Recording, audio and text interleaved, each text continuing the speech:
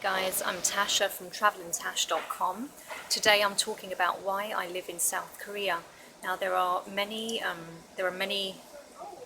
positive things, and then there's also many challenges about living here as an expat. And I want to talk about what drew me to working here in the first place. Initially, I wanted to try working and living abroad. I'd already lived in Canada at that stage, and so I'd already lived, let's say, in a foreign country, but it was a foreign Western country, and so to move to Asia was quite a big step. I had, for a long time, I wanted to try living and teaching, and in a country that was very different from my own, and an opportunity came up about 4 years ago, whereby I was single at the time. I was not in a relationship. I also I didn't have a commitment to a landlord. I didn't have responsibilities of a home. I had actually sold my furniture, and I had just been made redundant with my job at the time, and so the combination of all of those things syncing up, to me, it just screamed, this is the ideal time. If you're going to live in a different country, if you're going to move away from Canada, this is an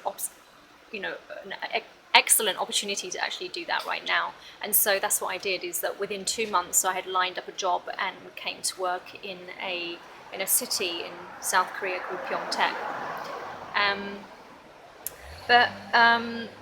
The reason why I chose Korea above, say for example, other locations like Japan and China was that, well, I guess the first thing I noticed was salary.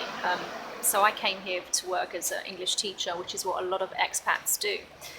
And the salary here was not incredible by comparison to Japan and China. In fact, they're fairly comparable.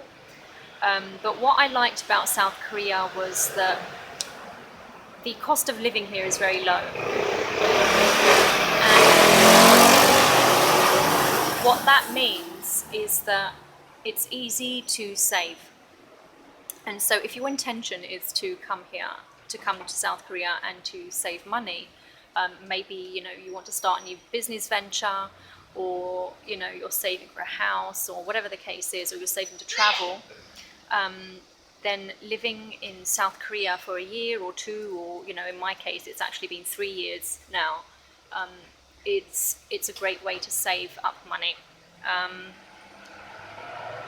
Also, the healthcare system is fairly good. You don't have to wait for months and months and months to see a doctor. You can usually see a doctor on this, you walk into a clinic or whatever, and they'll address your situation right away, and they'll actually funnel you through to doctors that speak English. And I'm not going to pretend that the process is easy, because it actually really isn't.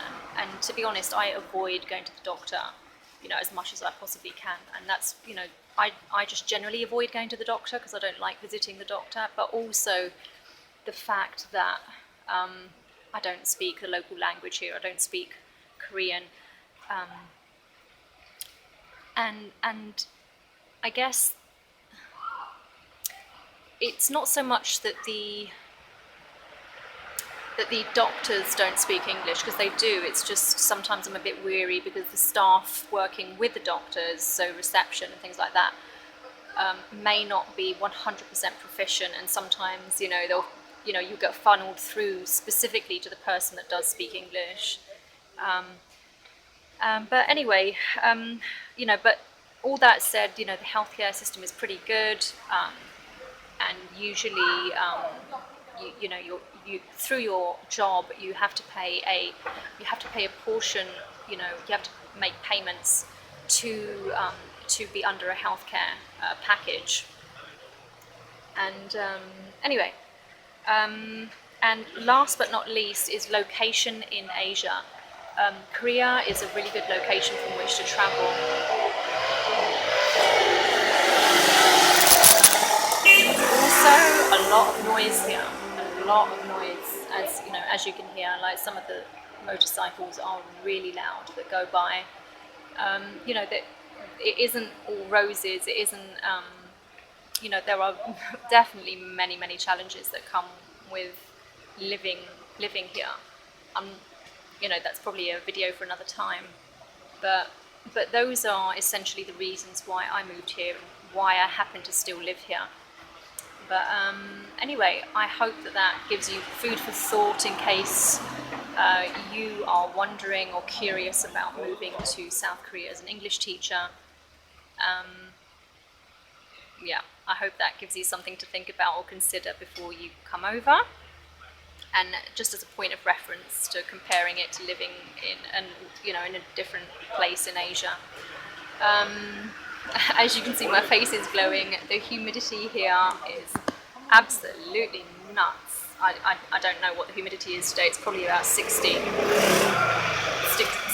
probably. And the heat is probably about 35 degrees. So summers here they're not bearable. They are crazy. They are crazy. And if I could have my way, I would simply not spend July or August here. But anyway, thank you so much for watching this video. And if you like my content and you want to hear more, click the bell button to subscribe, and check me out on Instagram and Facebook, Travel and Tash. Thanks again. Bye.